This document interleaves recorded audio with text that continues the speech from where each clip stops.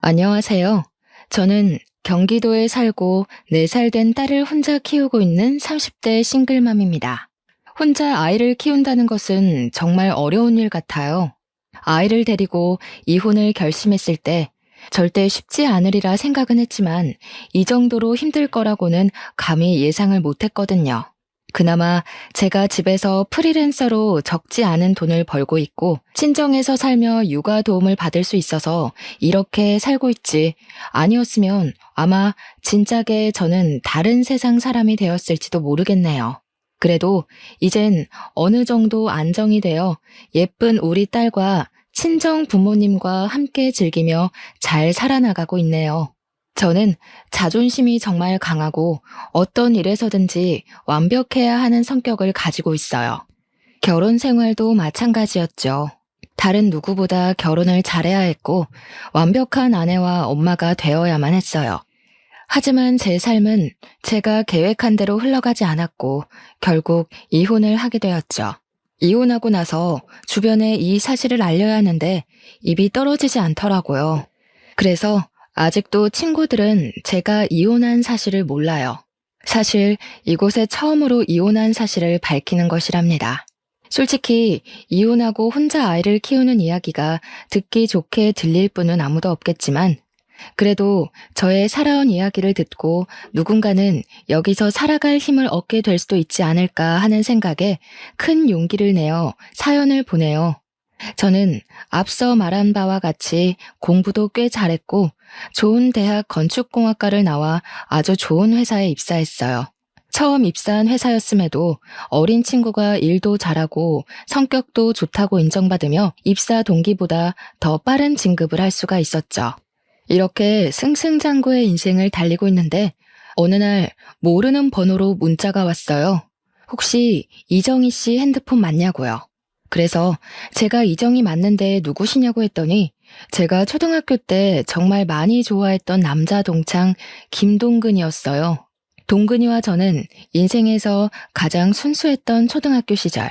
서로 너무 좋아했어요. 우리는 항상 아침마다 만나 손을 꼭 잡고 등교를 했어요. 그 모습을 본 친구들이 다들 놀렸지만 그래도 꿋꿋이 손을 잡고 초등학교 6학년까지 같이 등하교했어요. 학교가 마치면 서로의 집에 놀러가 부모님께 인사를 드리고 같이 놀고 책도 읽고 간식도 먹으며 시간을 보냈죠. 전교생이 다 알고 선생님들도 다 알 정도로 유명한 커플이었지만 졸업 후 다른 중학교로 가며 자연스럽게 연락이 끊겼어요. 이랬던 친구에게 연락이 오니 너무 반가웠어요. 그래서 퇴근 후 바로 동근이에게 전화를 걸었죠. 동근이도 마침 우리 회사 근처에 다니고 있었고 그렇게 우리는 몇 번 만나 연애를 시작하고 결혼까지 했어요. 이제는 시부모님이 된 동근이네 부모님도 저를 원래 알고 계셔서인지 매우 잘해주셨고 우리 부모님도 코 질질 흘리며 손잡고 다니던 아이들이 어른이 되어 다시 만난 것을 보면 보통 인연은 아닌 것 같다며 우리의 시작을 응원해 주셨어요. 이렇게 우리는 모두의 축복 속에 아무 문제 없이 결혼하게 되었어요. 결혼 후 바로 저는 임신을 했어요. 임신한 후에도 꼼꼼하고 완벽을 추구했기에 회사에서도 여전히 인정받으며 일을 했고 집에서도 청소며 빨래며 음식이며 완벽하게 집안을 꾸려나갔어요. 시부모님께 일주일에 2번씩 안부 전화도 꼬박꼬박 드리고 생신 때는 제가 직접 장을 보고 생신상을 차리기도 했죠. 매일 아침 6시에 기상을 하고 8시면 집에서 나와 회사로 출근을 하고 7시에 퇴근해서 집에 오면 집안일하며 하루를 마무리했어요. 남편도 저를 틈틈이 도와주려고 했지만 남편 회사는 항상 일이 너무 많았어요. 그래서 야근하고 오면 매일 밤 10시나 11시였고 주말에도 걸핏하면 출근이라 집안일을 할 수가 없었어요. 그래도 저에게 너무 잘해주었어요. 그래서 남편이 집안일을 하나도 못해도 거기에 대해서 불만은 전혀 없었어요. 우리 둘이 합치면 돈도 적지 않게 벌고 집안에서도 회사에서도 정말 완벽에 가까운 생활에 행복함을 느끼며 살고 있었죠.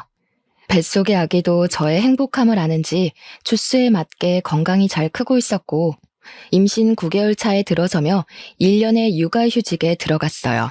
육아휴직 첫날 아침, 평소처럼 아침 일찍 눈이 떠졌어요. 남편은 출근하고 저는 집에서 그동안 회사 다니느라 바빠서 꾸미지 못했던 아기의 방을 정리하려는데 갑자기 진통이 오기 시작하더라고요. 가진통이라고 하기에는 너무 아팠고 주기도 제법 일정했어요. 뭔가 느낌이 이상해서 택시를 불러 병원을 향했어요. 병원에서는 출산이 시작되었으니 얼른 보호자에게 연락하라고 하더라고요. 저는 남편과 부모님, 그리고 시댁에 연락을 했어요. 남편은 저의 연락에 바로 오고 시어머니도 바로 오셨어요. 그리고 부모님은 일이 있어서 지방에 내려가셨다고 빨라야 오늘 밤늦게 갈 수 있다고 하시더라고요. 저는 남편도 있고 시어머니도 있으니 걱정하지 말고 일 보고 천천히 오라고 말씀드렸어요. 본격적인 진통이 시작되면서 양수가 터졌어요. 그런데 아기가 위에서 내려오지 않는다고 하더라고요. 게다가 진통의 주기는 점점 짧고 심해졌어요. 태어나서 처음 느낀 뭐라 말로 표현할 수조차 없는 진통에 정말 이러다 죽겠다 싶었어요. 양수도 터진 데다가 오랜 진통으로 지칠 대로 지쳐서 이제는 힘을 줄 수도 없는 상황이 되었죠. 의사 선생님은 이대로면 산모와 아기 모두가 위험할 수 있다고 판단되어 수술을 해야겠다고 하셨어요. 뭐, 수술한다고요? 안 돼요. 조금 더 자연분만으로 해봐요. 양수도 터졌다면서요. 조금만 더 시도해주세요, 선생님. 어머님, 지금 이대로 가면 아기도 위험하고 산모도 위험합니다. 지금 바로 수술해야 해요. 아유, 선생님, 수술하면 아기가 멍청해지고 허약하대요. 안 그래도 우리 집 첫 손주가 딸이라서 심란한데 그 딸마저 멍청하고 허약하면 어째요? 의사 선생님이 책임질 거예요? 아니, 세상에 제왕절개로 태어나는 사람이 50%가 넘는데 그럼 세상의 절반은 다 멍청하고 허약하답니까? 어디서 듣고 오셨는지 모르겠지만 의학적으로 전혀 근거 없는 이야기예요. 지금 당장 산모 수술해야 한다고요. 나 젊을 때는 밤새 진통해도 수술 없이 애들 잘만 낳았는데 왜 안 된다는 거예요? 그래서 출산하다가 돌아가시는 분도 많았죠. 지금 이런 말할 시간 없고요. 저는 환자분이 무사히 출산을 하게끔 도와야 하는 의사이기에 수술할 겁니다. 그리 아세요. 결국 의사 선생님 말씀대로 저는 수술실로 들어갔어요. 그 후 정신을 차려보니 출산을 마치고 입원실에 누워있고 제 앞에는 남편과 시어머니가 계셨어요. 예, 너는 진통도 좀 참고 힘도 잘 주고 하지. 왜 수술을 해서 아기 미래를 망쳐놓니? 수술하면 아기가 멍청해진다는데 안 그래도 딸이라서 속상한데 멍청하게까지 만들어야겠니? 저는 어머니의 말에 눈물이 났어요. 진통이란 진통은 다 겪고 수술까지 한 사람에게 몸은 괜찮냐고 걱정은 못 해줄 망정 왜 수술했냐고 뭐라고 하시는데 정말 너무 섭섭하더라고요. 그러나 제 몸은 너무 아프니 뭐라고 말도 못하겠고 그저 울기만 했어요. 울고 있는데 친정엄마가 들어오시더라고요. 팅팅 부은 얼굴로 눈과 코가 시뻘개져서 울고 있는 제 모습을 보고 엄마는 깜짝 놀라셨어요. 사돈 왔어요? 아니, 얘가 좀만 더 힘주면 자연분만으로 나을 수 있는데 그걸 못하고 수술을 했지 뭐예요. 사돈도 아시죠? 수술해서 아기 낳으면 허약하고 멍청해지잖아요. 이제 엄마면 좀 아픈 것도 참고 해야지. 그걸 못 참아서. 뭐라고요? 그럼 지금 자연분만 못했다고 이제 막 마취해서 깨어난 아이에게 잡돌이 하셨어요?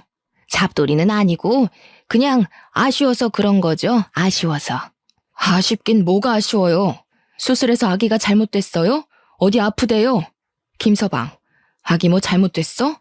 아기는 건강히 태어났습니다. 다만 저희 엄마는 앞으로 아기가 잔병치레가 심할까봐 걱정하는 마음에 사시는 이야기세요. 저희 엄마가 감정이 격해져서 말이 좀 세게 나온 것 같은데 죄송해요. 내가 무슨 말을 세게 했니? 너 지금 장모 왔다고 편드는 거냐? 남편은 시어머니와 엄마에게 여기 병원이니 이제 그만하시라고 말렸어요. 아빠도 주차하고 왔는데 엄마가 사돈과 싸우고 있으니 일단 엄마를 데리고 나가셨어요. 이렇게 제 딸 고은이의 탄생 첫날은 아주 시끌벅적하게 지나갔어요. 시어머니는 말끝마다 아기가 수술로 태어나서 허약하고 멍청할 것이라고 하셨지만 고은이는 조리원에서 아주 잘 지내다가 건강히 퇴소했어요. 고은이를 안고 남편과 함께 오랜만에 집에 들어갔는데 시어머니가 집에 와 계시는 게 아니겠어요? 저는 조금 당황했지만 첫 손준이 많이 보고 싶으셔서 그런가 보다 했는데 그게 아니었어요. 여보가 그동안 회사 다니느라 산후조리는 생각도 하지 못했잖아. 그런데 보니까 다들 조리원 후에는 산후조리 해주시는 이모님 도움받아서 산후조리 하더라고. 인제 와서 이모님 구하기도 힘들고 해서 내가 우리 엄마한테 여보 산후조리 좀 부탁했어. 사실 조리원에서 집에 오면서 목도 못 가누고 쥐면 아스러질 것 같은 이 신생아를 어떻게 씻겨야 할지 막막하기는 했어요. 아주 조금은 시어머니가 일하고 계시지 않으니 집에서 조금 도와주셨으면 좋겠다는 생각도 하긴 했고요. 근데 막상 정말 집에 시어머니가 계시니 조금 당황스럽더라고요. 그래도 남편이 저를 생각해서 이렇게 했다는 것이 고마웠어요. 그날 밤 저는 수유를 해야 하니 거실에서 자고 남편은 다음날 출근해야 하니 큰 방에, 어머니는 작은 방에서 주무셨어요. 고은이가 새벽에 배고프다고 울길래 모유를 먹이려는데 잘 되지가 않더라고요. 분명히 조리원에서 퇴소하고 집에 와서는 잘 먹었는데 밤이 되니 먹이도 않고 잘 물지도 못했어요. 고은이는 짜증이 났는지 더 크게 울고 그 울음소리에 어머니가 작은 방에서 주무시다가 나오셔서 무슨 일이냐고 물어보셨어요. 고은이가 우유를 먹지 못하네요. 배고파서 우는 것 같은데 일단 조리원에서 받은 비상용 분유라도 먹여야겠어요. 저 잠깐 분유 좀 타고 있을게요. 고은이 좀 안아주세요. 뭐? 아기 분유를 먹인다고? 사람이 사람 젖을 먹어야지 소젖을 어떻게 먹이니? 그래도 아기가 뭐 다른 거 대체해서 먹을 수 있는 것도 아니고 배고파서 이렇게 우는데 어떻게 해요? 아기한테 소젖 먹이면 애 성격 다 버린다. 안 그래도 수술해서 애는 멍청하고 허약할 텐데 너는 애한테 소젖 먹여서 성격도 드세네로 키우고 싶어? 시어머니는 우리 아들 내일 출근해야 해서 푹 자야 하는데 딸이라는 애가 아빠한테 도움이 안 된다며 우는 고은이를 빼앗듯이 안으셨어요.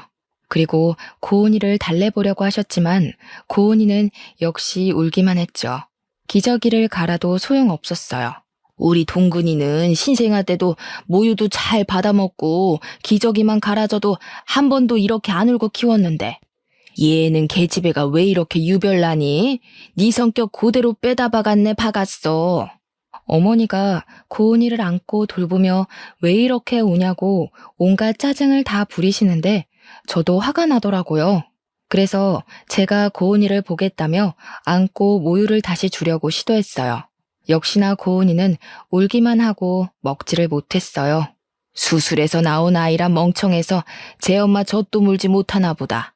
그니까 엄마가 됐으면 좀 힘도 잘 주고 진통도 참을 것이지 그깟 진통 하나 못 참아서 의사가 수술하란다고 옳다쿠나 하고 수술했니? 시어머니는 고은이가 울 때마다 애가 저를 닮았다고 하시고 수술해서 나와서 성격이 이 모양인 것 같다는 말도 안 되는 소리를 계속하셨어요. 그런 이야기를 듣고 있자니 화가 났지만 당장 고은이가 죽을 듯이 울어대서 시어머니의 잔소리에 일일이 대응할 만큼의 여력이 되지 않았어요. 결국 고은이는 울다가 새벽녘이 되어서야 잠이 들었어요. 고은이는 아침에 남편이 출근하고 난 이른 아침에도 모유를 여전히 먹지 못했어요. 고은이는 집이 떠나가라 울었어요. 밤새도록 모유만을 고집하시던 어머니는 결국 젖병에 분유를 타서 오셨어요. 젖병에 분유를 타서 주자 고은이는 허겁지겁 먹더라고요.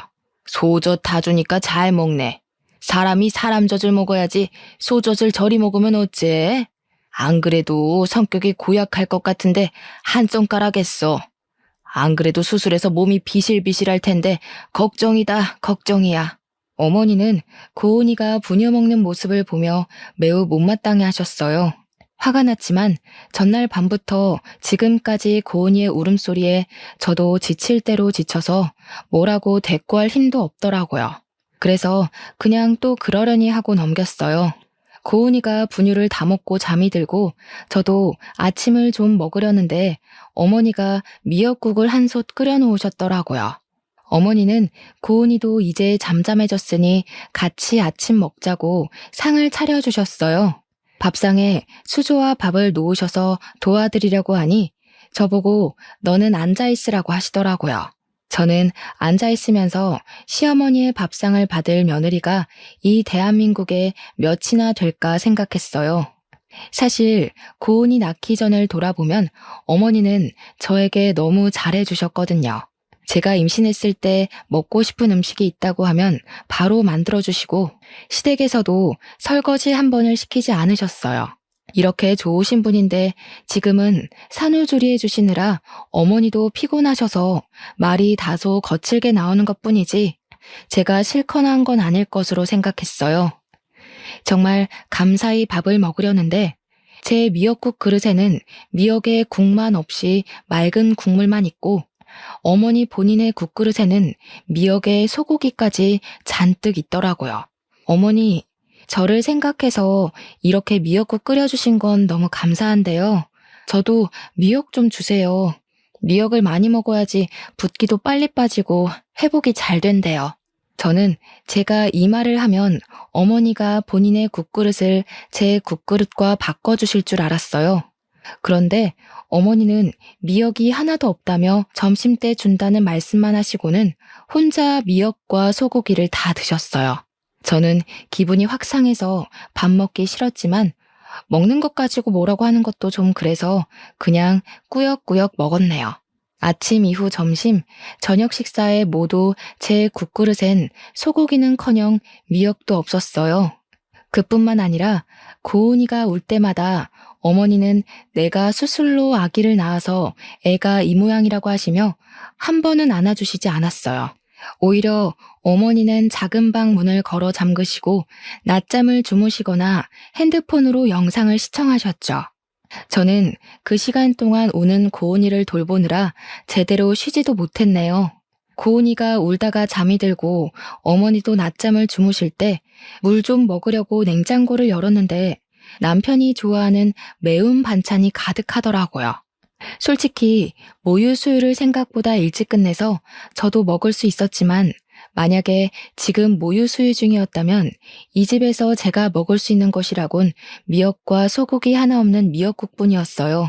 냉동실을 보니 저는 항상 비상용으로 국을 얼릴 때도 전자레인지 사용이 가능한 용기에 소분해서 얼렸는데 비닐봉지채로 국이 얼려 있더라고요. 그 밖에 생선, 오징어도 비닐봉지 그대로 얼려 있었어요. 한마디로 냉동실은 난장판이 되어 있었어요. 당장 다 꺼내서 정리하고 싶었지만 고은이가 또 울어서 어쩔 수 없이 그냥 두었네요. 그렇게 전쟁 같은 하루가 지나고 밤이 되어 남편이 퇴근했어요.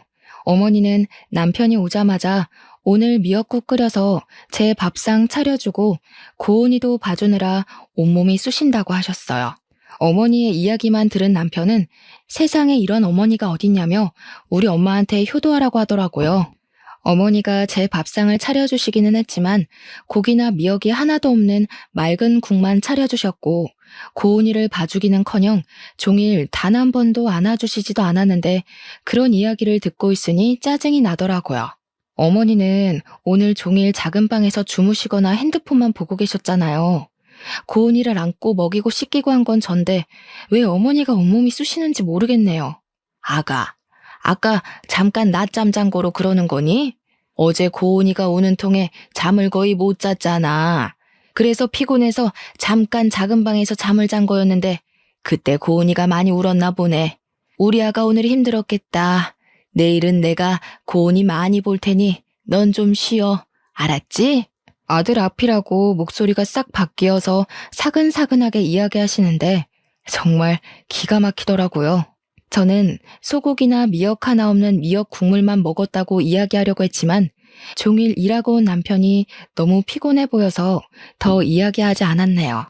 이렇게 속 터지고 답답한 생활이 일주일째 계속되었어요. 일주일이 지나자 어머니는 언제까지 자신이 밥을 차려줘야 하냐며 제가 알아서 밥 차려 먹으라고 하더라고요. 저는 그런 어머니가 빨리 집에 가셨으면 하는데 자꾸 저의 몸 상태로 고은이를 잘 돌볼 수 있겠냐며 걱정된다며 가시지 않았어요. 그래서 저의 몸이 많이 회복되고 고은이를 잘 돌보면 빨리 가시지 않을까 하는 생각에 고은이가 자는 동안 미역국도 끓이고 반찬도 몇 가지 만들어 밥상을 차렸어요. 저 혼자 먹으려고 차리기는 했지만 어머니가 계시는데 혼자 먹기는 좀 그렇잖아요. 그래서 어머니께 식사하시겠냐고 여쭈니 알겠다고 하시더라고요. 그렇게 둘이 말도 없이 어색한 식사를 마쳤어요. 다 먹고 나서 아직 어머니가 설거지 정도는 해주시리라 기대했지만 역시나 설거지도 제 몫이었어요. 그렇게 저 혼자 반찬하고 아기 보고 어머니 배고프시다니 밥상도 차리고 설거지도 하는데 과연 이것이 저의 산후조리인가 아니면 시어머니의 산후조리인가 싶더라고요. 답답한 마음에 밤에 어머니 주무실 때 남편에게 하소연도 했지만 남편은 어머니라고 편하시겠냐며 나이 드시고 힘드신데 그래도 며느리 생각해서 이렇게 계시는데 조금만 더 참으라고 하더라고요. 제가 회복되는 모습 보면 바로 가실 것이라고요. 그렇게 힘들고 답답한 일상을 이어가던 중 제 여동생 정은이가 조카 고은이를 보러 왔어요. 정은이는 고맙게도 제가 평소에 좋아하는 멜론을 사왔더라고요. 어머니는 정은이가 가져온 멜론을 보며 자신도 멜론을 너무 좋아한다고 하시며 멜론을 가져가시더라고요. 그러더니 주방에서 멜론을 깎으시길래 우리에게 주시려는 줄 알았는데 깎은 멜론을 들고 잘 먹겠다며 작은 방에 들어가셨어요. 결국 손님으로 온 정은이가 자신이 사온 멜론을 직접 깎아서 먹었답니다. 이후 고은이를 보며 이런저런 이야기를 하다 보니 점심시간이 되었어요. 제가 같이 점심을 먹으려고 밥을 하려고 주방에 가니 정은이가 놀라서 쫓아오더라고요. 언니는 산후조리 중인데 왜 밥을 하냐고요. 그러면서 평소에도 설마 시어머니는 하나도 도와주시지 않고 언니 혼자 밥 차리고 고은이 돌보고 한 거냐고 하며 걱정하더라고요. 저는 정은이가 걱정할까봐 아니라고 대충 둘러댔어요. 정은이는 저를 위해 미역국도 소고기를 듬뿍 넣어서 끓여주고 밥도 하고 냉동고에 있던 떡갈비도 구워서 한 상 잘 차려주었어요. 우리끼리 편하게 먹고 싶었지만 그래도 작은 방에 시어머니가 계시는데 그건 도리가 아닌 것 같아 작은 방에 갔어요. 어머니는 멜론 한 통을 다 드시고 코를 골며 주무시고 계시더라고요. 제가 깨워서 식사하시라고 하니 비몽사몽으로 안 먹는다고 하시고는 다시 주무셨어요. 우리끼리 맛있게 먹고 상을 치우려는데 어머니께서 나오셨어요. 세상에, 시어미 잔다고 깨우지도 않고 너희끼리만 먹었냐? 진짜 너무하는구나. 어머니, 제가 아까 밥 다 준비해서 깨웠는데 어머니가 안 먹는다고 하셔서 저희끼리 먼저 먹었어요. 지금 바로 다시 차려드릴게요. 됐다, 고양 것. 엎드려 절 받기도 아니고 내 딴에는 그래도 너 생각해서 불편한데도 여기 와 있는데 그런 내 생각은 안 하고 너희끼리만 먹냐? 나도 그런 밥상 받고 싶지 않다. 어머니는 저와 정은이에게 화를 버럭 내시더니 작은 방에서 핸드폰을 가져와 남편에게 전화를 걸었어요. 아들아, 이 애미가 억울해서 살 수가 없구나. 나 딴에는 착한 시어머니 노릇하고 싶어서 며느리 힘들까봐 산후조리 도와주러 왔더니만 이년은 미역국이 맛이 없다느니 하면서 나한테 타박만 하는 거 아니냐? 아들아, 내가 이렇게 힘들게 사는구나. 어휴, 이걸 말할 사람이 우리 아들밖에 없어서 전화했다. 그래, 저녁에 보자꾸나. 없는 말까지 지어내는 시어머니의 충격적인 두 얼굴에 할 말을 잃고 말았습니다. 시모는 자신의 방에 들어가서 나오지 않길래 여동생이랑 오랜만에 이야기도 나눌 겸 작은 방으로 들어가서 고은이랑 같이 놀아주고 있었어요. 그러다 제가 깜빡 잠이 들고 말았는데 여동생이 저를 급히 흔들어 깨우더라고요.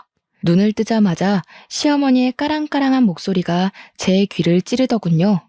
너네 지금 나 왕따 시키니? 아니, 너희들끼리 음식도 맛있는 거 시켜 먹으면서 하하호호 작은 방에서 무슨 얘기를 그렇게 오래 하니? 너희 설마 시애미 흉 봤니? 맞네 맞아. 내가 그렇게 안 봤는데 사돈 처녀까지 한통속이네. 서러워서 살겠니? 어휴. 일방적으로 말을 쏟아내고 방문을 쾅 하고 닫고 나가셨습니다. 저는 잊지도 않은 말을 술술 지어내는 어머니의 행동에 너무 당황했어요. 그리고 정은이에게 이런 어머니의 모습을 보여주기 부끄러워 일단 정은이는 집으로 급히 보냈어요. 그날 저녁, 매일 야근으로 늦게 오던 남편이 칼퇴근하고 일찍 집으로 왔어요. 아까 엄마가 전화해서는 처제 불러서 어머니 흉봤다던데 사실이야? 너는 어떻게 너 산후조리 해준다고 오신 엄마한테 그렇게 할 수가 있어? 얘야, 됐다. 안 그래도 아기 낳고 힘들 우리 며느리한테 그런 소리 하지 마. 원래 여자들이 아기 낳고 하면 우울해서 조그만 일에도 서운해하고 그런 거야. 아기 신생아 때는 남편과도 죽일 듯이 싸우는데 시어미인 나한테는 얼마나 그간 불만이 많았겠니? 어머니가 나를 다 이해한다는 식으로 얘기하시며 화난 남편을 달래시는데 제가 귀신에 홀린 것도 아니고 이건 뭔가 싶더라고요. 솔직히 그동안 어머니 고은이 한 번도 안아주시지 않으셨어. 그래, 그건 이해해. 고은이는 어머니 딸이 아닌 내 딸이니까. 그런데 산후조리 해주신다고 오셔서 내가 삼시세끼 밥상 다 차려드리고 설거지도 했어. 알아? 지금 고은이 갓 출산한 것도 아니고 이제 이 정도 지났으면 밥도 하고 설거지도 좀 할 수 있는 거 아니야? 그럼 뭐 평생 산후조리랍시고 우리 엄마 밥상만 받아 먹으려고 했어? 그리고 처음에는 우리 엄마가 너 미역국도 끓여주고 했잖아. 미역국? 그래, 미역 국물 끓여주셨지. 미역국이라고 주셨는데 국에 고기는커녕 미역 한 줄기도 안 보이더라. 진짜 내가 요새는 이게 나의 산후조리인지 어머니의 산후조리인지 모르겠어. 이럴 바엔 차라리 어머니 집에 가시고 나 혼자 있는 편이 낫겠어. 아이고, 이 늙은이는 사라져야지. 네 마음 잘 알겠다. 내가 있는 게 오히려 너에게 스트레스니 이 늙은이는 가마. 어머니는 제 이야기를 듣고 엄청 속상한 표정을 지으시며 작은 방으로 가셨어요. 그러고는 어머니의 짐을 다 챙겨서 나오시더라고요. 엄마, 지금 왜 다 챙겨 나왔어? 지금 가게? 이렇게 어두운데 어디를 가? 가더라도 내일 날 밝으면 가고 오늘 밤은 우리 집에서 자요. 내일 주말이라 쉬니까 내가 집까지 모셔다 드릴게. 이 늙은이 이 집에서 필요도 없는데 빨리 나가줘야지. 그리고 동근아, 정희한테 너무 뭐라고 하지 마라. 여자가 출산하고 나면 호르몬 변화로 성격 좋은 사람들도 화가 많아지고 작은 일에도 울고 그래. 그러니까 네가 이해해줘. 야, 너는 엄마가 이렇게까지 널 생각하는데 그 앞에서 엄마 꼭 그딴 말을 짓거려야겠냐? 어? 남편은 제 화를 주체하지 못해 제게 소리를 질렀고 그 소리를 듣고 고은이는 깜짝 놀라 자지러지게 울기 시작했어요. 우는 고은이를 데리고 일단 큰 방으로 들어가 진정시키는데 저도 서러워서 눈물이 나더라고요. 그렇게 저도 울고 고은이 울며 밤을 보냈답니다. 다음날 저녁 때 깜짝 놀란 고은이는 새벽 내내 자다 깨서 울었어요. 그 덕에 저도 고은이를 달래다가 새벽녘에 겨우 잠이 들어 늦잠을 잤어요. 큰 방에서 일어나서 나가려는데 어머니와 남편이 거실에서 작은 소리로 이야기를 하더라고요. 내가 아는 사람이 회사 대표인데 자기 비서가 20대 후반인데 재테크를 아주 기막히게 잘해서 모은 재산이 많대. 그냥 정이랑 이혼하고 그 여자나 만나봐. 쇠장가를 가라고? 그럼 정이랑 고은이는 어쩌고. 아들도 아니고 딸인데 그냥 양육권 쟤 줘버려. 어제 보니까 정이 성격이 보통 성격도 아니고 고은이도 수술해서 나와서 보나마나 멍청할 것이고 엄마 닮아 성격도 좋지 않을 거야. 괜히 전현들에게 발목 잡히지 말고 이혼해서 새 출발해. 엄마, 아무리 그래도 그건 아니지. 사람이 어떻게 자기 처자식 버리고 새 출발을 해?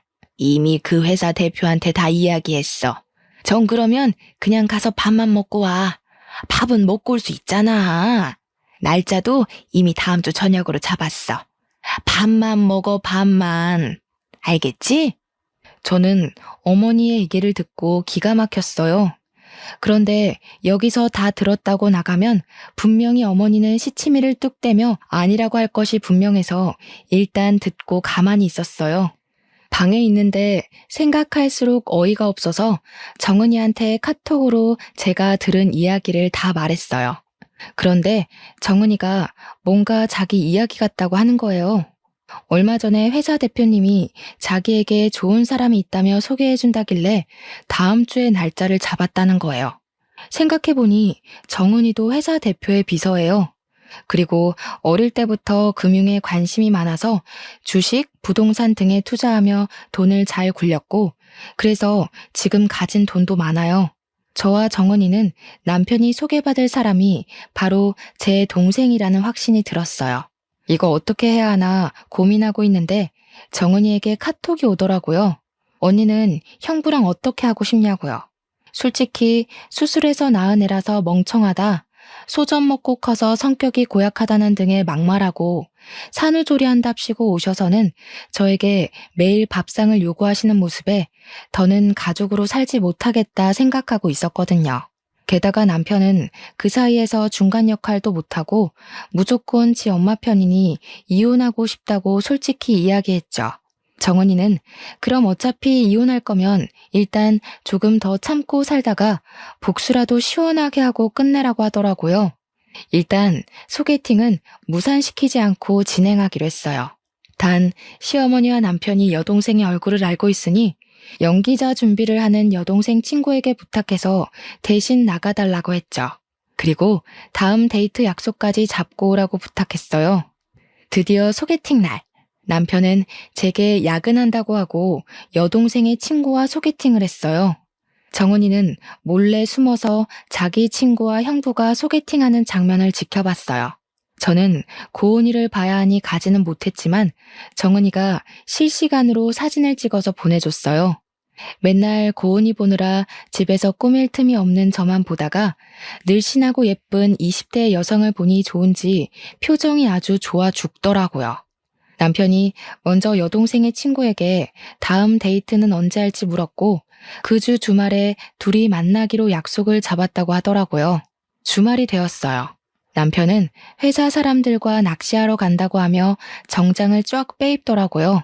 그래서 제가 낚시하는데 웬 정장을 입었냐고 물으니 친구가 결혼식을 해서 결혼식 갔다가 회사 사람들과 낚시한다고 하더라고요. 역시 남편은 여동생의 친구를 만났고 남편이 손도 잡고 어깨 동무도 하더라고요. 여동생의 친구가 팔짱을 끼니 해벌쭉하고 웃는데 정말 당장 쫓아가 따지고 싶더라고요. 정은이는 남편이 하는 모든 행동 하나하나를 빼놓지 않고 사진을 찍었어요.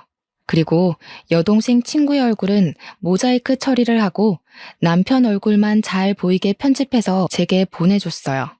월요일 아침 정은이는 남편 회사의 게시판에 개발팀 대리 김동근의 실체라는 제목으로 모든 사진을 올렸어요.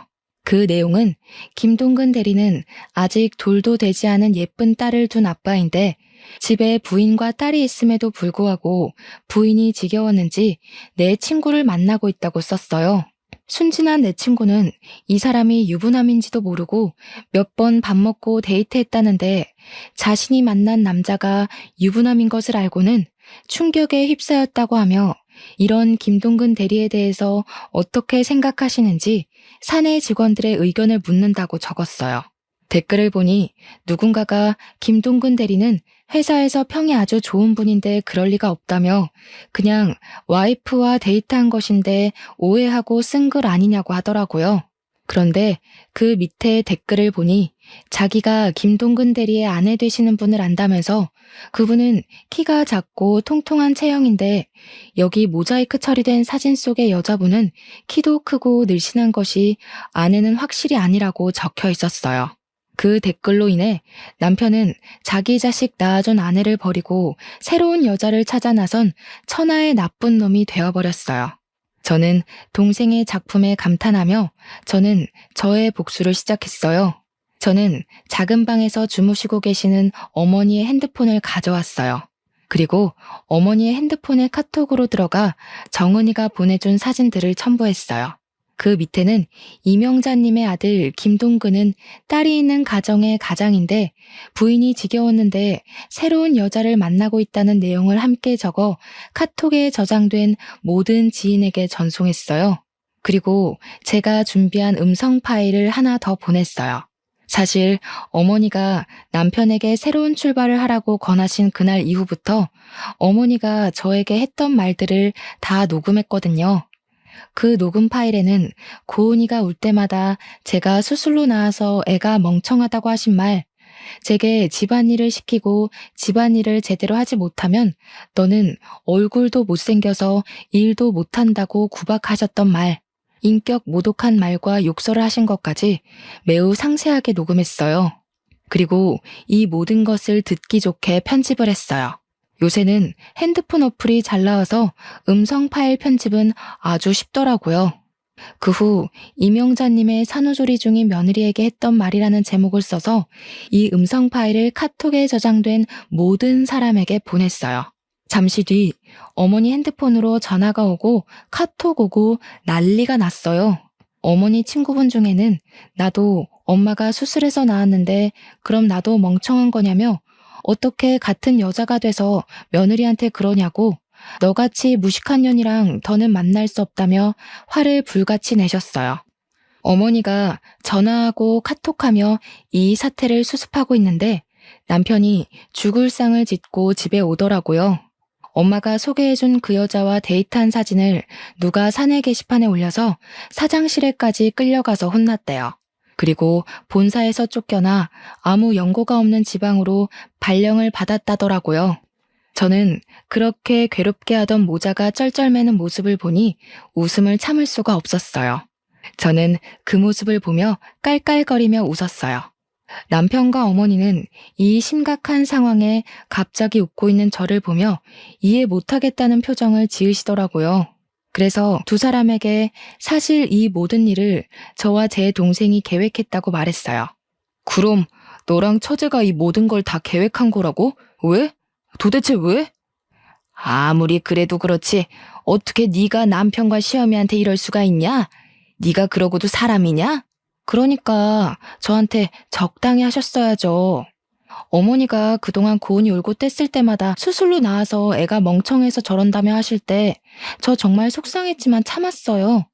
제가 사랑하는 남편을 낳아주신 어머니시고 또 어머니도 힘드시니 이러시는 거겠지 했어요.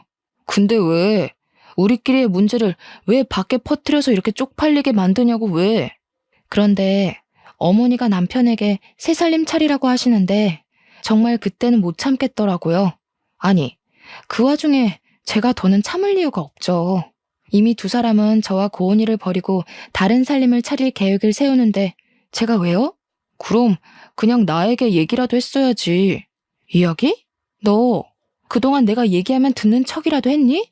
어머니한테 막말, 욕설 들을 때 어머니가 이렇게 하셨다고 얘기하면 우리 엄마가 그럴 리가 없다며 내 이야기는 들으려 하지도 않고 오로지 네 엄마 편만 드는 너한테 내가 무슨 얘기를 해. 내 입만 아프지. 그래도 좀 더 나한테 얘기를 하지 그랬어. 꼭 이렇게까지 일을 크게 벌려야겠어? 우리 고은이는 어떡하라고. 고은이를 그렇게 생각하는 양반이 젊은 여자랑 손잡고 어깨동무하고 다니냐? 인제 와서 고은이 핑계를 대면서 날 막으려는 생각하지 마. 다 필요 없고 이혼이야. 우리 이혼해. 아, 너는 새장가 가야 하니까 고은이는 내가 데리고 살게. 양육권 꿈도 꾸지 마라. 저는 남편과 어머니께 그동안 참고 왔던 모든 서러운 것들을 다 이야기했어요. 그리고 저와 고은이의 짐을 챙기고 고은이를 안고 집에서 나왔어요. 남편과 어머니는 망연자실한 표정으로 주저앉아 이제 어떻게 사냐며 울고 있더라고요. 밖으로 나가니 이미 정은이가 와 있더라고요.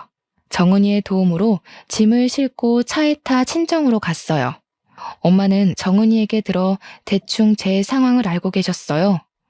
그러면서 그런 집구석에서 참고 있는 건 멍청이 같은 짓이라고 하시며 그동안 고생했다고 저를 꼭 안아주셨어요.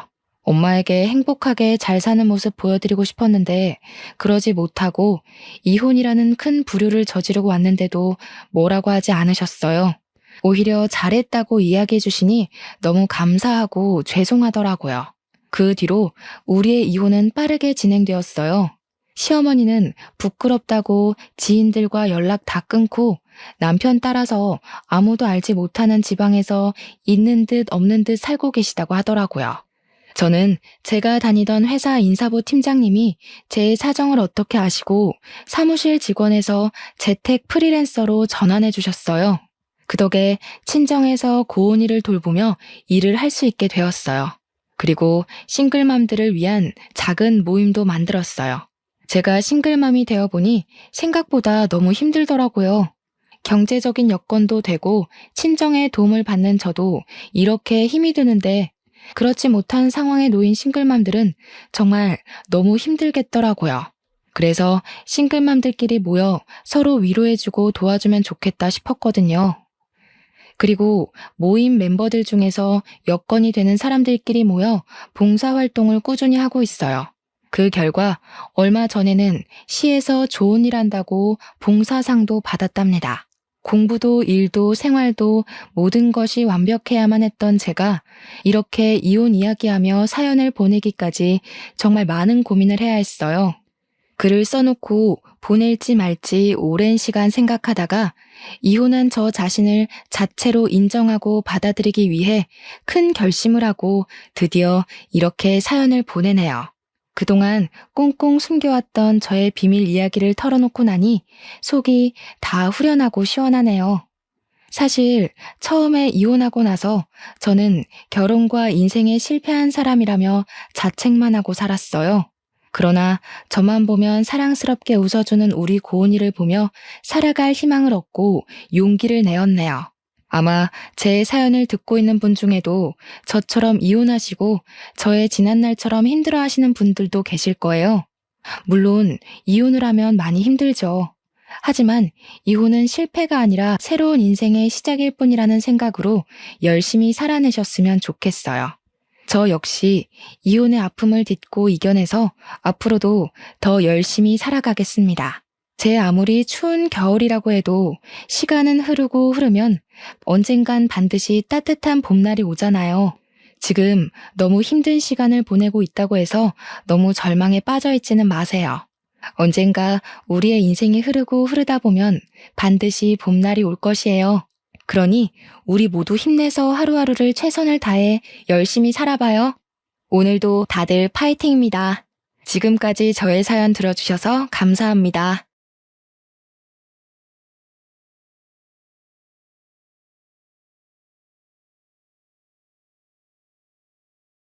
안녕하세요. 저는 다른 사연자들 연령보단 조금 어린 편일지 모를 22살 여성입니다. 제가 가진 사연이 과연 수많은 아픈 사연들 틈에 끼워도 되는 건가 싶은 걱정은 했지만 고민 끝에 한번 적어보게 되었습니다. 제가 얼마 전 우연히 컴퓨터를 하다가 한 라디오 사연을 듣게 되었는데요. 하나의 사연을 시작으로 꼬리에 꼬리를 물듯 여러 가지 사연을 접해보았어요. 몰랐는데 세상에는 정말 다양한 고통을 겪고 새 삶을 살고 계신 분들이 많다는 걸 실감했습니다. 이 넓은 세상에서 저만 힘든 것은 아니라고 생각했지만 제가 제일 힘든 줄 알고 살았었는데 사연들을 새벽 늦게까지 듣고 나서는 제가 우물 안에 개구리적 생각을 하고 있단 걸 깨우쳤어요. 라디오 사연들에는 주로 결혼 생활이나 가족 갈등 등이 많던데 저는 그런 류의 이야기가 아니라서 사연을 올려봐야겠다는 생각조차 해본 적이 없었습니다. 그런데 한날 저와 비슷한 경험을 하신 분의 사연을 들었고 그 계기로 지금 컴퓨터를 켜게 되었죠. 언젠가 세상에 공개될 제 글도 많은 관심을 받았으면 좋겠네요. 지금부터 아직 세상은 아름답고 살만하다는 걸 느꼈던 그날의 기적을 이야기해 보도록 하겠습니다. 저는 태어났을 때부터 단 한 번도 금전적으로 여유롭게 살아본 적이 없었습니다. 제 부모님도 가난을 되물림받은 입장이라 늘 대출빚에 쫓기듯 살고 있었어요. 그 사이에서 저와 남동생이 태어났으니 삶을 궁핍할 대로 어려웠죠. 고작 2명이 쓸 수 있는 침대에서 4사람이 잤다고 말을 한다면 제 사정이 조금 실감나실지 모르겠어요. 저희 식구의 빚과 더불어 경제 능력이 없는 조부모님 빚까지 부모님이 해결해야 했기에 가세가 기울어가는 건 어찌 보면 당연한 순리였습니다. 그럼에도 저희 부모님은 굴하지 않았고 저희 남매에게 짜증 한 번 내지 않은 좋은 분들이었어요. 부모님은 자기들이 굶는 한이 있더라도 저와 남동생만큼은 밥 한 숟갈이라도 더 먹이며 굶주리지 않게 해주었습니다. 어릴 때는 부모님이 마냥 양보해주는 음식을 생각 없이 홀랑 먹고 그랬어요. 그런데 부모님이 스스로 먹을 것을 포기하고 저희 남매에게 넘긴다는 걸 알고부터는 제가 거절했던 걸로 기억합니다. 저는 너무 어린 나이부터 우리 집 신세를 항상 눈치를 봤어요. 그때가 아마 초등학교 때쯤이었을 겁니다. 남동생은 당시 유치원 갈 나이도 아니었을 만큼 어렸어요. 많이 먹어봤자 한계가 있었기에 그리 음식값이 부담이 안 되는 양이었습니다. 그렇지만 저는 달랐죠. 뛰어놀 나이인데다가 먹고 클 나이기도 해서 배는 자주 고프고 또 음식은 많이 들어갔어요. 부모님이 제게 밥을 덜어주려고 할 때마다 제가 한사코 거절을 해서 저는 반 공기 정도만 먹고 컸거든요. 솔직히 자다가 배고파서 새벽에 깬 적이 많아요. 그런데도 저는 저보다 양이 클 부모님을 생각해 제가 이것만큼은 조절해야 된다고 생각했죠. 너무 어린 나이였으니까 제가 부모님을 위해 할 수 있는 게 마땅히 없잖아요. 돈을 벌 수 있는 어른도 아니니까 반대로 아끼는 수밖에 없었다는 겁니다. 당시 학교에서 꿈이 뭐냐고 물어보면 다른 아이들은 의사, 선생님, 파일럿 등등 참 다양한 직업군을 이야기했는데 저는 좀 황당한 대답을 늘어놓았습니다. 설문지에다 어른이라고 적는 바람에 상담실에서 선생님과 면담도 가졌었죠. 솔직히 돈 문제만 아니면 저는 당시 우리 가족이 옹기종기 모여서 비좁은 곳에 사는 것이 그리 싫지 않았습니다. 오히려 지금은 추억으로 남았어요. 저희가 잘 못 먹고 잘 못 자고 여름엔 덥고 겨울엔 춥고 그렇게 살았지만 그 자체가 힘든 기억은 아닙니다. 돈 문제를 뺄 수 없기 때문에 그 당시 시절이 가슴 아픈 것이었고 또 부모님 마음이 편치 않았으니 불행했던 시절이라고 말하는 거예요. 힘든 상황에서도 저희 식구는 저희끼리 있을 때면 늘 즐거웠습니다. 하지만 그것마저 제가 1~2살 먹고 나니 부모님이 억지로 저희를 위해 즐거운 척 한다는 걸 눈치챌 수 있었어요. 특히 부모님이 저희 앞에서는 웃으려고 많이 노력하셨거든요. 남동생은 부모님의 웃는 얼굴 뒤에 감춰진 슬픔을 봤는지 모르겠지만 저는 한 번씩 보일 때가 있었습니다. 그럴 때면 제가 더 일부러 분위기 띄우려고 노력도 많이 했었네요. 힘들다고 하더라도 나름 저희만의 방식대로 버텨오고 있었는데 이것 하나만큼은 도무지 제 에너지로는 견딜 수 없는 일이 하나 생겨버렸습니다. 단연코 제 인생에서 가장 큰 고비가 아니었나 싶습니다. 그게 바로 엄마가 건강 악화로 세상을 뜨게 되었을 적이었어요. 엄마가 어디 불편한 건 알고 있었는데 부모님이 숨기다 보니까 솔직히 그것까진 알아채지 못했습니다. 엄마가 암인 걸 몰랐어요. 당시 제가 고등학교를 막 입학했을 때였는데 그때 당시 제 인식의 암이라 함은 생존율이 터무니없이 낮은 병이라고만 알고 있었어요. 암, 그 한 글자가 너무 무서운 단어였다는 겁니다. 그런데 저희 엄마가 암에 걸렸다는 거예요. 제가 알게 된 건 학교 중간에 선생님이 불러서 집에 가보라는 덕에 알게 되었습니다. 병원에선 엄마더러 항암이 소용없는 상태라고 했어요. 부모님은 이미 예감했다는 듯 별 반응이 없었고 저만 그 엄마 아빠를 붙잡고 뭐든 다 해봐야 되는 거 아니냐고 소리쳤습니다. 하지만 소용없다는 의사의 말이 맞다는 걸 증명이라도 하듯 엄마의 증세는 굉장히 빠르게 진행되었어요. 하루하루 컨디션이 하락하다가 병원에 입원한 지 일주일 만에 세상을 떴습니다. 저희는 아무것도 해보지 못하고 그렇게 죽어가는 엄마를 지켜보기만 하다가 보내줘야 했어요. 마지막 인사를 나누기엔 정말 짧은 시간이었습니다. 엄마와 함께 온 세월이 무려 18년이었는데 헤어지는 건 일주일도 안 되었어요. 받아들이기 어려웠습니다. 엄마 발인식에서 제가 엄마를 잡고 놓아주지 않는 덕에 시간이 좀 지체되었던 걸로 기억합니다. 엄마의 죽음으로 인해 무너진 사람은 저뿐만이 아니었습니다. 항상 굳건하던 아빠가 그날로 완전히 무너져 버렸어요. 엄마 장례식이 끝난 뒤 혼자 방구석에서 엄마 영정 사진을 들고 눈물 흘리던 아빠를 보았습니다. 제게는 항상 눕기만 했던 아빠의 존재가 그날따라 한없이 작고 여려 보였어요. 슈퍼맨 같기만 하던 아빠도 저와 똑같은 사람이라는 게 느껴지자 우리 부모님은 굳세였던 것이 아니라 이악 물고 참았고 버텼던 것이구나라는 걸 깨달았습니다. 저는 한 단계 더 철이 들어버렸고 가족에게 배려하는 걸 넘어서 가족의 위치를 나누지 않는 사람이 되었어요. 부모님도 저와 같이 힘들 때 쉬고 싶고 슬플 때 울고 싶고 배고플 때 먹고 싶은 존재라는 걸 잊지 않고 기억했습니다. 저희 가정에선 두 기둥 중 하나의 기둥이 무너졌지만 세상은 저희가 마음을 추스를 때까지 기다려주지 않더라고요. 너무 힘들어도 아직 저희 남매에겐 남은 교육의 의무가 있잖아요. 학교를 가야만 했습니다. 저보다 더 어린 나이에 엄마를 잃은 남동생도 걱정이지만 문제는 아빠였어요. 아빠가 엄마를 잃은 후로는 삶의 희망을 놓다시피 하여 술로 세월을 보냈습니다. 엄마가 돌아가신 지 1년이 넘었을 때도 아빠는 엄마를 잊지 못해 영정사진 앞에서 술을 마셨어요. 그렇다고 아빠가 일도 안 하고 저희를 내버려 둔 건 아니었습니다. 일용직이나 1급을 받을 수 있는 막노동을 하면서 퇴근길에 술을 사와 매일 밤 취해서 잠이 들었어요.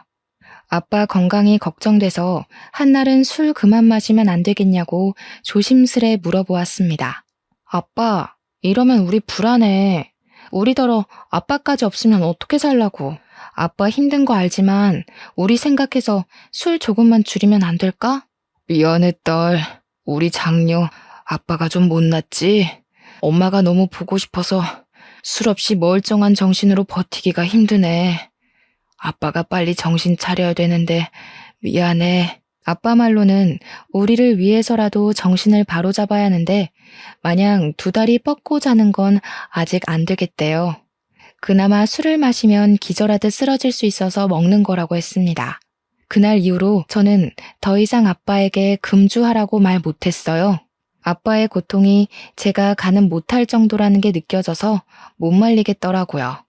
그렇게 아빠는 종종 술이 취하면 한참 신세를 한탄하다가 잠이 들곤 했습니다. 저는 아빠에게 술 그만 먹으라는 대신 술동무가 되어주었어요. 같이 마셨다는 게 아니라 사이다를 가져와 아빠랑 이런저런 얘기를 하면서 회포 풀듯 놀았습니다. 아빠를 위로해주고 싶었어요.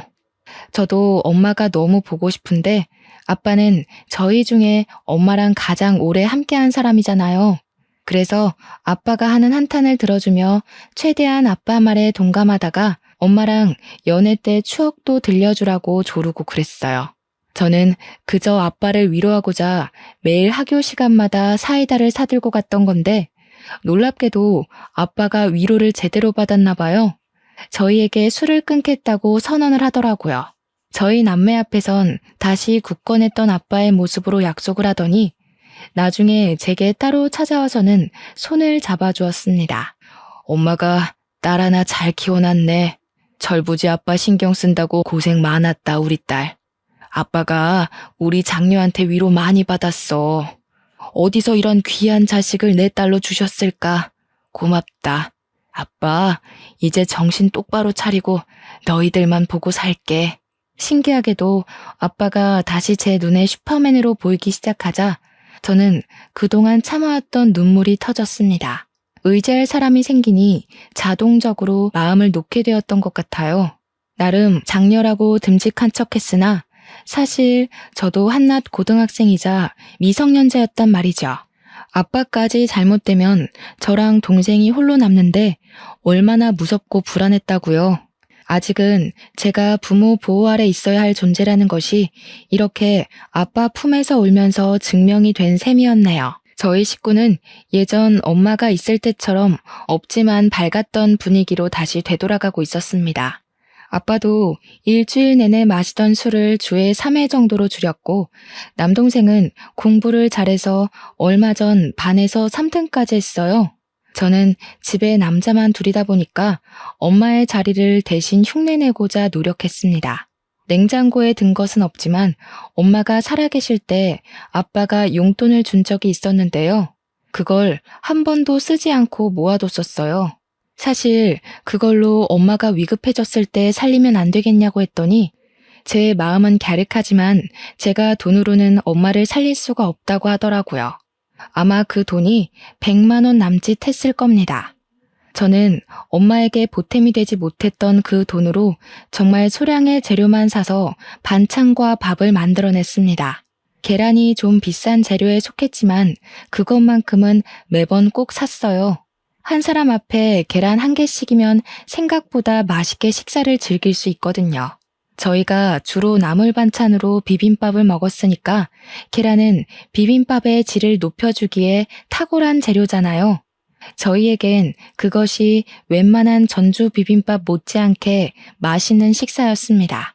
제가 20살이 되던 해 한시라도 빨리 어른이 되고 싶었던 저는 당연히 대학에는 관심 없었고 바로 돈벌이할 직장을 알아봤습니다. 20살까지 기다리는 게 솔직히 너무 힘들었어요. 어른까지 가는 길을 매일 달력에 체크하며 살아서 그런지 엄청 멀게 느껴지더라고요.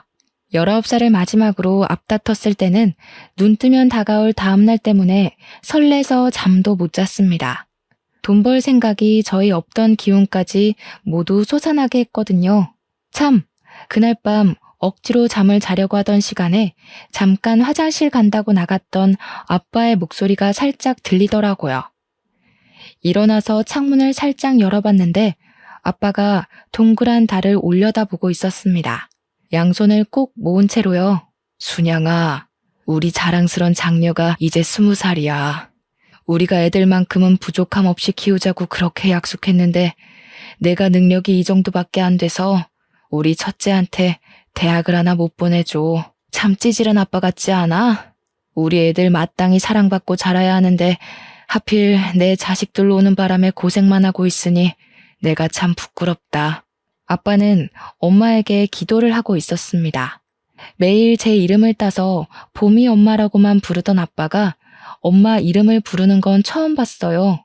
문득 아빠가 엄마를 쫓아다녀서 연애하게 되었다던 말이 떠올랐습니다. 그 순간 엄마 이름을 부르는 아빠 목소리가 한 가정의 아빠라기보단 한 여자의 남자 같은 분위기였거든요. 제가 이미 대학은 관심 없다고 말해줬기 때문에 아빠가 제 대학에 아직도 신경을 쓰고 있는 줄 몰랐는데 그날 보고서는 좀 놀랐습니다. 그래서 더 열심히 살아야겠다고 생각했어요. 제가 대학을 가지 않았어도 만족스러운 삶을 살고 있다는 걸로 증명해 보이고 싶었습니다. 제가 일을 하기 시작하니 아빠 혼자 생활비를 담당할 때보단 제법 살림이 괜찮아졌습니다. 그럼에도 저는 밤낮으로 아르바이트를 했는데 틈틈이 구직공고 홈페이지를 방문해서 길게 자리 잡을 만한 곳을 알아봤어요. 마침 계약직으로 호텔 안내데스크에 사람을 뽑는다길래 지원을 했더니 바로 뽑혔지 뭡니까. 당연히 대학을 나온 친구들이 뽑힐 확률이 높았는데 제가 그 계약직에 뽑힐 수 있었던 건 다름 아닌 외국어 실력 때문이었습니다. 중학교 때 선생님이 제가 영어에서만 유독 성적이 잘 나오는 걸 보고 영어 공부 열심히 하면 나중에 취직해서도 돈을 더 많이 받을 수 있다고 말해주시더라고요. 선생님의 말에 저는 영어만, 그것도 회화만 주구장창 공부했습니다. 그래도 재능이 조금 있던 덕분이었는지 외국어 회화 자격증이 쌓여갔고 그게 또 재밌어서 고등학교 때 중국어 수업까지 열심히 들어 딱 2개의 자격증을 만들었어요. 다른 학생들에 비해 스펙이 보잘것없었지만 면접에서 증명된 제 회화 실력은 고졸이었던 저를 취업에 덜컥 합격시켜줬습니다. 호텔 데스크다 보니까 꼭 주말에만 쉬는 것이 아니었어요. 주말이야말로 호텔은 피크이기 때문에 저는 평일에 교대 근무자와 번갈아 가며 쉬어야 했습니다. 그래도 쉬는 날이 무려 일주일에 2번이었어요. 누구에겐 당연한 조건이겠지만 아무도 없는 제겐 그 정도의 복지면 충분하다고 봤습니다. 그렇게 일을 하고 한 달째의 월급을 받았을 때 저는 너무 삭막하게만 살았던 우리 식구를 위해서 당일 여행을 계획했어요. 아빠는 여전히 일용직을 돌아다니고 있었기에 언제든지 쉴 수 있었고 마침 남동생도 방학이라서 시간 맞추기는 쉬웠죠. 가족끼리 식사를 할 때 제가 슬쩍 얘기를 했더니 아빠가 우리 형편에 무슨 여행이냐고 신경 안 써줘도 된다고 하더라고요. 계속 힘내서 일하려면 나도 동기가 필요해.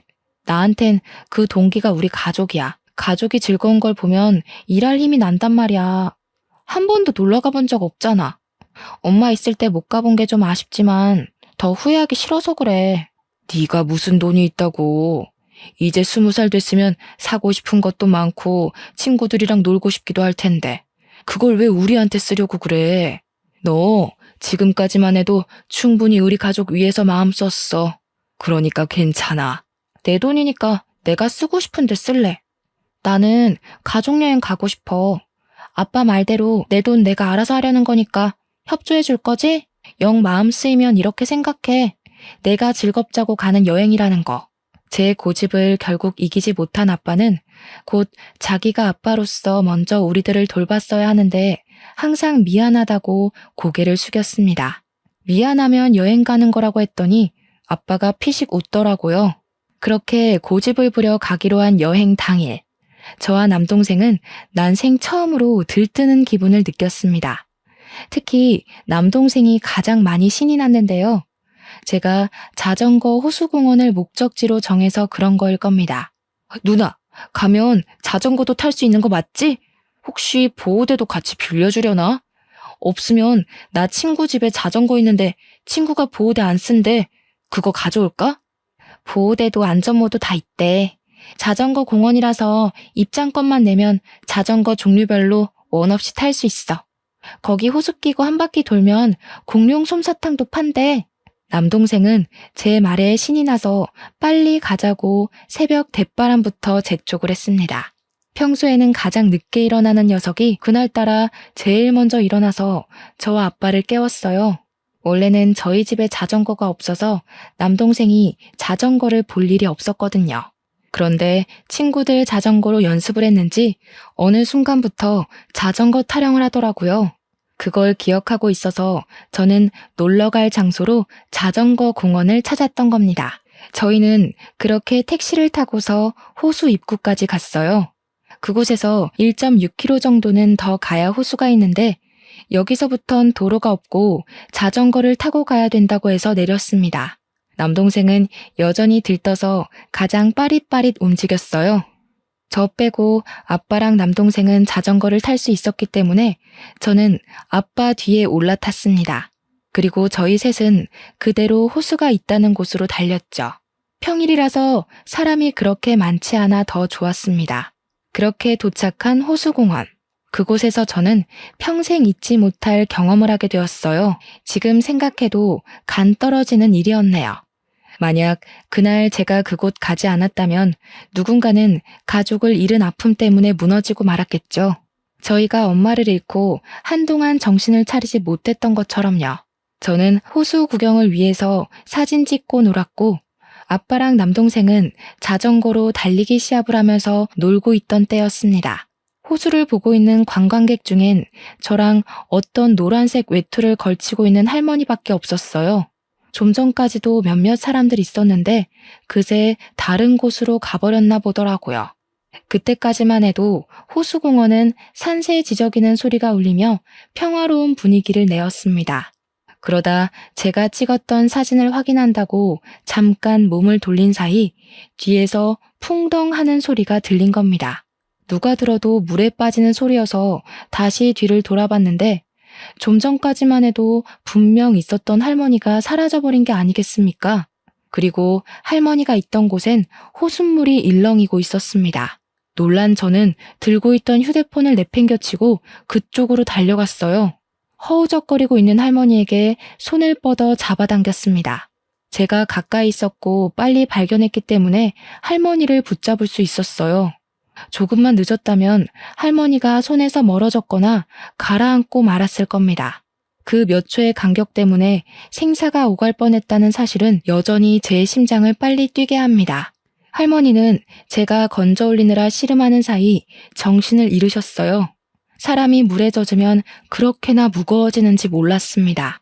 상상 외로 무게가 엄청나더라고요.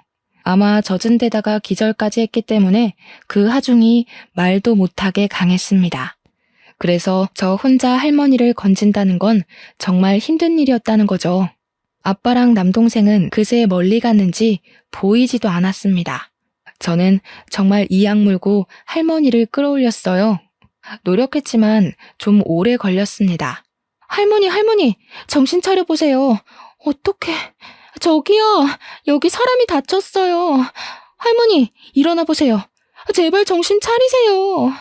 할머니는 그새 물을 많이 먹었는지 깨어날 기미가 안 보였습니다.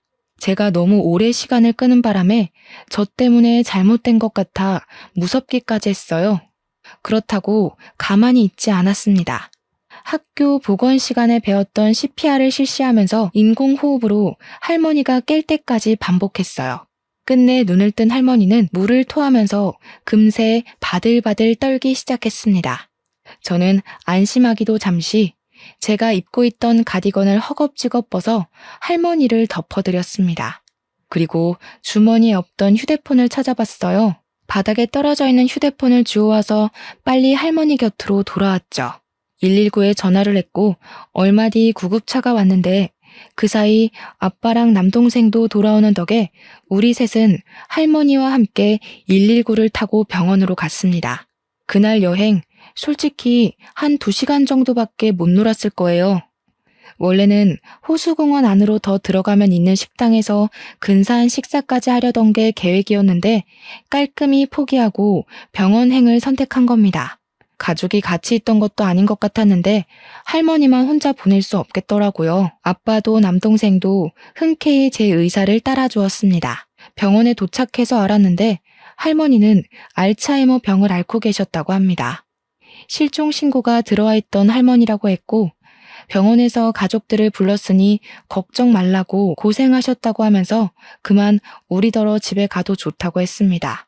할머니는 이제 무사하다고 했어요. 저는 옷을 갈아입고 병원 침대에 누워있는 할머니에게 가서 마지막 인사를 나눴습니다. 생전 처음 사람을 구해봤다 보니까 그래도 인사는 하고 떠나고 싶더라고요. 할머니, 어디 가시면 안 되고 여기 선생님들 말씀 잘 듣고 있다가 꼭 가족 만나셔야 돼요. 알겠죠? 가족 옆에 붙어 있어야지 안전한 거예요. 가족들 지금 많이 걱정하시겠다. 좀 있으면 가족들 온대요. 저는 이만 갈게요. 알츠하이머 때문에 사람 말을 잘 인지를 못하는 건지 할머니는 제 말을 듣는 둥 마는 둥 반응했습니다. 시간을 오래 지체할 여유가 없기 때문에 저는 손 한번 잡아주고 그만 돌아가려고 했어요. 그러나 그때 할머니가 잡은 손을 놓아주지 않더라고요. 그러면서 가지 말라고 딱 한마디를 하셨습니다. 아직 가족이 온 게 아니니까 할머니 식구들 올 때까지만 옆에 있어드리자. 할머니께서 너한테 많이 고마우신가 보다. 식구들한테 인사시켜주고 싶나 봐. 그렇잖아도 할머니가 또 사라질까봐 걱정되었던 저는 시원하게 제시해준 아빠의 제안에 마음 놓고 응했습니다. 이건 좀 뒤늦게 알게 된 사실인데 제가 할머니를 건지는 사이 저도 꽤 젖었더라고요. 그나마 병원이 따뜻했기 때문에 옷이 마른 후에 나가서 다행이었지 당시 계절이 초겨울이었던지라 그대로 밖에 나갔다면 빼도 박도 못하고 감기에 걸렸을 겁니다. 뒤늦게 생각난 가디건은 이미 못 쓸 정도로 망가져 있었어요. 그럼에도 저는 그걸 탈탈 털면서 챙겼습니다. 제게는 몇 개 없는 외투였거든요. 그렇게 얼마 뒤 할머니 가족으로 보이는 사람들이 도착했고 저희는 자연스레 뒤로 밀려나게 되었어요. 할머니 가족들은 꼬장꼬장했던 할머니와 다르게 다들 세련미가 잔뜩 묻어 있었습니다. 그 중에 우아하게 생긴 아줌마가 할머니 손을 잡고 계속 엄마, 엄마 그렇게 부르더군요. 도대체 왜 자꾸 말도 없이 나가는 거예요? 내가 엄마 심심하지 말라고 사람까지 고용했는데 그 사람들한테는 왜 장난을 쳤어요? 아휴, 아니야. 그냥 이렇게 살아 돌아와 준 것만으로도 고마워요. 엄마, 어디 가면 안 돼, 이제. 알았죠? 아무래도 아줌마가 할머니 딸인 듯 싶었습니다. 가족의 품을 찾은 걸 봤으니 저희는 그만 돌아가려고 했어요. 그런데 가족 중에 젊은 남자가 저희 앞으로 가로막고서 말을 걸어오더군요. 안녕하세요. 구급대원들에게 말씀 들었습니다. 저희 외할머니 구해줬다는 분 맞으시죠? 보니까 많이 젖으신 것 같은데 옷부터 저희 할머니 구해주신 것까지 따로 보상을 해드리려고요. 네? 아니에요. 무슨 보상이요. 뭘 이런 걸 보상을 받아요. 괜찮아요. 할머니 어디 나가지 않게 많이 신경 쓰셔야 될 것 같아요. 정말 위험할 뻔했거든요. 저희들의 대화에 아줌마가 저희를 돌아봤고 곧 젖어있는 저의 몰골을 보고서 금세 제게 다가와 손을 잡았습니다. 정말 고맙습니다. 우리 엄마가 어쩌다 그곳까지 갔는지 모르겠는데 엄마 실종되고 경찰도 못 찾고 있었거든요. 한 달이 지나도 소식이 없어서 집안 전체가 무너지고 있었어요. 그런데 아가씨가 우리 집안을 살린 거예요. 아줌마가 엄마를 잃어 집안 전체가 절망에 빠졌었다는 얘기를 들은 저는 과거에 저희 식구 모습이 떠올랐습니다. 저희 엄마도 선뜻 도와주는 누군가가 있었다면 혹시 괜찮지 않았을까 싶어서 문득 보고 싶더라고요. 그리고 그 아줌마는 남자가 했던 제안을 저희 가족에게 똑같이 제시하였는데요. 어떤 보상이라도 해주고 싶다고 제발 거절하지 말아달라고 하는 거 아니겠습니까? 이러지 마세요. 저 돈 받으려고 할머니를 구한 게 아니에요. 이러면 제가 다른 뜻 가지고 접근한 사람 같잖아요. 그런 의도 아니었다는 거 아니까 저희가 보상하겠다는 겁니다. 우리 엄마 목숨에 저희 식구뿐만 아니라 저희가 운영하는 사업장 식구들의 목숨도 달려 있었어요. 저 이렇게 아가씨 못 보냅니다. 그 집 식구 전체가 저희 가족을 붙잡고 놔주질 않아서 얼마나 난감했는지 모릅니다. 그냥 하는 소리면 이미 저희를 보내고도 남았겠죠. 이 사람들은 저희에게 꼭 연락을 달라고 안 하면 찾아가겠다고 하면서까지 진심을 보였어요.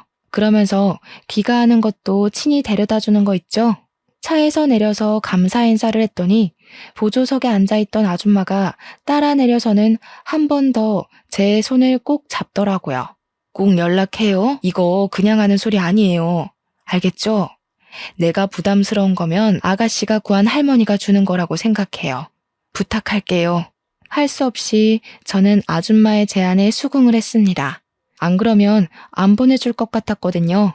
그렇게 다시 일상으로 돌아갔고 저는 안내 데스크로서 할 일을 열심히 했어요. 제가 있는 안내 데스크는 예약을 담당하는 곳이 아니라 주차 관리나 호텔에 관한 층수별 위치, 내부 지리를 묻는 곳이었습니다. 바쁘진 않았고 어떻게 보면 인사하는 로봇 정도의 느낌이었네요. 여느 때와 같이 그날도 각도 신경 쓰며 고객들께 인사를 하고 있었습니다. 그런데 그곳에서 지난날 제가 구해줬던 할머니 딸인 아줌마를 보았어요. 예기치 못한 만남이라 놀라서 쳐다만 보고 있었는데 그 바람에 아줌마가 저한테 오는 것도 있고 인사를 깜빡했지 뭡니까. 뒤늦게 급히 고개 숙여 인사를 했더니 아줌마가 제법 서운한 표정으로 제게 말했습니다. 왜 연락 안 했어요? 제가 아가씨 연락만 하루 종일 기다렸는데. 뒷조사한 건 미안하지만 저한텐 아가씨가 그만큼 중요한 사람이라고요. 부담스럽다는 거 알아요. 하지만 지금은 저희 엄마가 아가씨를 찾아서 이렇게 결례를 무릅쓰고 뒷조사를 해버렸어요. 웬 중년 남자를 달고 찾아온 아줌마는 제게 장황한 설명을 늘어놓으면서 서운함을 비췄습니다. 할머니가 저를 찾는다는 건 솔직히 좀 놀라운 소식이었어요. 저를 잠깐 봤을 텐데 알츠하이머임에도 당시의 일이 충격이었던지라 저를 기억하고 계신가 봐요. 할머니를 만나고 싶은 건 솔깃한 말씀이었지만 여전히 다른 건 부담스러워서 저는 또다시 거절 의사를 내비쳤습니다. 죄송해요. 저희 정말 괜찮아요. 할머니께서 몸 건강히 잘 계신다니 다행이에요. 직접 찾아뵙는 건 조금 어려울 것 같아요. 할머니께도 죄송하다고 전해주세요. 참 야무지고 욕심 없는 선량함이네요. 제 주위에는 욕망이 드글거리는 사람들밖에 없는데 드라마에서나 나올 법한 사람이 실제로도 있다는 게 놀라워요. 그래서 아가씨를 더 알아가고 싶어요. 아줌마한테 제가 굉장히 좋은 이미지인가 봅니다. 저희가 당시만 해도 얼굴 본 지 겨우 2번밖에 안 되는 사이였거든요. 그런데 저에 대해 얼마나 알고 계신다고 좋은 사람이라 보는지 모르겠더군요. 반감이 들었다기보다는 뭐든지 그냥 제가 보상받도록 설득하기 위한 게임 같았어요. 근무 시간이라 제 시간을 오래 뺏을 수 없던 아줌마는 퇴근 시간까지 저를 기다린다고 했습니다. 저와 같이 갈 데가 있다고 하더라고요. 어쩔 수 없이 퇴근하고 아줌마를 따르게 된 저는 아줌마 자차를 타고 목적지 모르는 곳으로 이동을 했습니다. 처음 보는 곳으로 도착하더니 내리라고 하길래 머릿속은 의문투성이었지만 일단은 내렸어요. 웬 아파트로 들어가는 아줌마에게 어디 가는 거냐고 슬쩍 물어봤으나 그저 우리 가족이 있는 곳에 가는 거라고 두루뭉술하게만 대답해 주시더군요. 그렇게 아줌마의 안내로 들어가게 된 호실 안에서 저는 아빠와 남동생을 발견했습니다. 집 내부는 셋이서 방을 나눠 쓰기에 적당했고 이전 우리 집과 비교도 안 될 만큼 크고 좋은 집이었어요. 거실에 풀어져 있는 짐과 가족들을 보니 순간 아줌마가 데려온 이곳이 뭔지 예상이 되더라고요. 네, 보답이에요. 우리 엄마 목숨에 비하면 정말 보잘것없는 보상이지만 그 외에 내 도움이 필요하면 언제든지 연락해요. 무슨 일이 있어도 아가씨 일이라면 내가 도울 거예요. 역시나 이 집을 저희한테 준다는 거 아니겠습니까? 남동생은 이미 신이 나 있었고 아빠도 겸연쩍어 했으나 좋아하는 티가 상당히 났습니다. 아줌마가 이렇게까지 하는 이유는 그저 제가 자신 엄마를 구해준 것만이 아니었어요. 자기가 이혼 소송 중에 있는데 호텔 오너였던 할머니가 사라지는 바람에 남편 쪽에서 자꾸 호텔 지분에 장난질을 하려 했다는 겁니다. 할머니가 살아있는 걸 밝혀야만 해결되는 문제였다고 했어요. 저 아니었다면 집안 망했을 거라고 하던 게 다 그 이유였던 겁니다. 이 집은 팔든 말든 아가씨 거예요. 우리 엄마 목숨 살리고 집안의 목숨까지 살렸으니 이렇게 담례를 하는 건 사회생활에서 당연하다고 생각해요.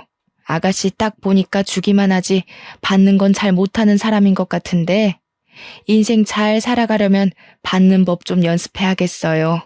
아줌마는 혹시라도 제가 또 거절을 할까봐 옆에서 계속 설득을 했습니다. 물론 집을 받는다는 게 부담스럽긴 했지만 거절할 생각은 없었어요.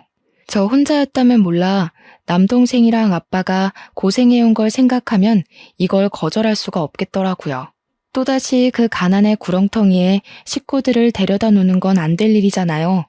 무엇이 가족을 위하는 길인지 저는 똑똑하게 미래를 바라보기로 했습니다. 고맙습니다. 뭐라고 감사의 말씀을 드려야 할지 모르겠네요. 제가 좋은 일에서 받는 선물이라고 생각할게요. 말씀하신 것처럼 할머니가 주는 선물이요. 드디어 고집을 꺾었네요. 나야말로 받아줘서 고마워요. 참, 안내원 계약직으로 있는 것 같던데. 아가씨 이력서 보니까 외국어 실력이 좋더라고요. 내일부터 인포에 들어가 볼래요? 네? 거기는 정직원만 갈 수 있는 걸로 아는데요. 저는 아직 계약직 일한 지 1년도 안 됐어요. 배울 것도 많고 지금도 충분히 만족하고 있어요. 그런데 왜 그런 걸 아줌마가 물어보세요? 내가 거기 주인이니까요. 주인으로서 비전 있는 직원한테 정직원 달아주겠다는 거예요. 오너 눈으로 보기엔 아가씨 나이에 그 실력이면 깡패나 다름없어요. 깡패? 제가 놀라서 저도 모르게 읊조렸더니 아줌마가 남자처럼 호탕하게 웃는 게 아니겠습니까? 당최 이게 무슨 일인 건지. 아줌마가 돌아가고 나서 저는 아빠한테 좀 더 자세히 얘기를 들을 수 있었어요. 네가 어떻게 생각할지 모르겠는데 거기서 대출을 절반이나 갚아주더구나. 내가 됐다고 했는데도 그 사람들 고집 알잖니? 겨우 합의 본 게 절반이야. 아줌마가 끝까지 고집해서 저의 여건을 조금이라도 편하게 만들어주고 싶다고 했다는군요. 게다가 죄송해하는 아빠한테 엄마가 정말 냉철하게 조언까지 했다고 했는데요. 자녀들이 얼마든지 새 출발할 수 있는 나이인데 가난에 가로막혀 아무것도 펼쳐보지 못하는 삶이야말로 아빠 된 입장에서 속상하지 않겠냐고 그랬다는 거 아니겠어요. 지금 생각해도 당시 아줌마 언변은 정말 청산유수였습니다. 괜히 사업장 오너가 아니었어요. 그래서 아빠는 결국 절반으로 합의를 봤다고 합니다. 빚이 절반만 날라가도 저희 입장에선 엄청 숨통이 트이는 거였어요. 게다가 제가 정직원이 되었으니 보너스며 복지 혜택이며 월급 인상까지 모조리 받을 수 있게 된 겁니다. 속물처럼 얘기해보자면 완전 돈벼락 맞은 게 아닙니까? 물에 빠진 할머니를 구조했을 뿐인데 이렇게 어마어마한 선물을 받게 될 줄은 꿈에도 몰랐어요. 하늘에 계신 엄마도 저희와 함께 이 행복을 누렸다면 참 좋았을 것을. 마음 한켠의 씁쓸함은 어쩔 수 없었습니다. 엄마를 생각해서라도 지금 얻은 것을 절대 자만하지 말고 늘 하던 것처럼 최선을 다해 살아야겠다고 생각해요. 청취자분들이 보기엔 어떠신가요? 이거 복권 1등 당첨보다 훨씬 좋은 기쁨 아닌가요? 아, 그리고 이건 근래에 있었던 일인데요. 아줌마 아들이 한 번 저를 찾아왔었습니다. 할머니 얘기를 하면서 저더러 밥 한 끼 할 수 있냐고 묻더라고요. 그 기적 같은 일이 있었던 게 무려 3년 전인데 아직까지 제게 보상 얘기를 꺼내려는 건가 싶어 그러지 말라고 했거든요. 그런데 그게 아니라 그분이 저한테 관심을 표출하는 거였습니다. 자기 배경 때문에 주위에는 돈 보고 접근하는 여자들밖에 없어서 한동안 연애에 실증이 났다고 하소연을 했어요. 그러면서 3년 전 저를 만나고 제가 어떤 사람인지 알고 나서는 자기에게 접근하는 여자들이 더더욱 속물처럼 보였다고 하네요. 더 빨리 얘기하지 못하고 3년이나 시간을 끌었던 이유는 자기 나이가 33살이기 때문이었다고 합니다. 저와 무려 10살 차이가 났기 때문에 저한테 미안해서 감히 말할 엄두를 못 내고 있었대요. 하지만 이러다 제가 다른 남자에게 가버리면 너무 후회가 될 것 같아서 마음만 얘기하는 거라고 하더군요. 부담 갖지 말라고 하는데 저는 이미 부담이었습니다. 남자가 싫어서가 아니라 제 수준에 너무 과분한 사람이잖아요. 그래서 저도 생각할 시간이 필요하다고 당장의 대답은 피했었는데 어쩌다 보니 지금은 남자친구가 되어버렸지 뭡니까. 만남을 이어온 지는 5개월 정도 되었는데 제가 연애를 한 번도 안 해봤다고 하니까 남자친구가 당황하면서 더 죄인처럼 제게 헌신하고 있어요. 절대 괜한 선택이 아니라는 걸 꼭 보여주겠대요. 그리고 결혼을 한 것도 아닌데 남자친구와 가끔씩 할머니도 만나러 가고 있습니다.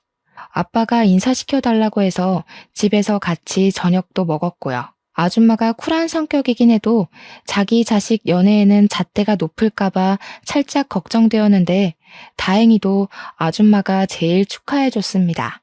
아줌마도 나이 차이 때문에 감히 제게 자기 아들 만나보라고 얘기를 못했었대요.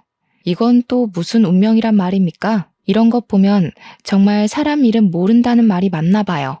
앞으로 살아갈 날이 살아온 날보다 훨씬 많이 남았기에 인생이 또 언제 하락세를 보일지 모르잖아요. 그래서 더 주어진 것에 허세를 갖지 않고 감사하며 살도록 주의할 겁니다. 지금 저는 무척 행복합니다. 대출 빚도 무난하게 갚아가는 중이고 넉넉해진 살림에 생각지도 못한 남자친구까지 생겼으니까요. 이 모든 것이 다 제게 과분한 복인 걸 알지만 뭐든 그냥 이루어지진 않았다고 생각해요. 가난에 굴하지 않고 열심히 살아온 대가가 조금 빨리 찾아온 게 아닌가 싶습니다. 이대로 20대를 잘 마무리 짓고 30대, 40대로 갈수록 더 단단한 제가 될 수 있게 노력할 거예요. 많은 사연에서 저처럼 인생 역전을 한 사연의 글도 덜어보긴 했는데 그분들 사연을 읽으면서 완전 드라마 주인공 같다는 생각을 했거든요. 저도 나름대로 그런 삶의 주인공 같아서 사연 한번 올려보고 싶었습니다. 그리고 혹시 고난의 기로에 서 계신 분이 있다면 알려드리고 싶기도 했어요. 세상에 제3 같은 기적도 있으니 어려움에 굴하지 마시라고 말입니다. 쓰다 보니 벌써 끝이 되었네요. 당시의 사건들을 단 몇 시간 만에 담아낼 수 있을까 걱정했는데 그래도 잘 추려서 마무리한 것 같아 뿌듯합니다. 인사말에도 말씀드렸다시피 아직 세상은 살만한 것 같아요. 죽을 만큼 힘들었는데 지금은 과거의 고난이 생각나지 않을 만큼 행복하니까요. 청취자분들 모두에게도 복권 1등 같은 일이 생기길 바랍니다. 들어주셔서 감사합니다.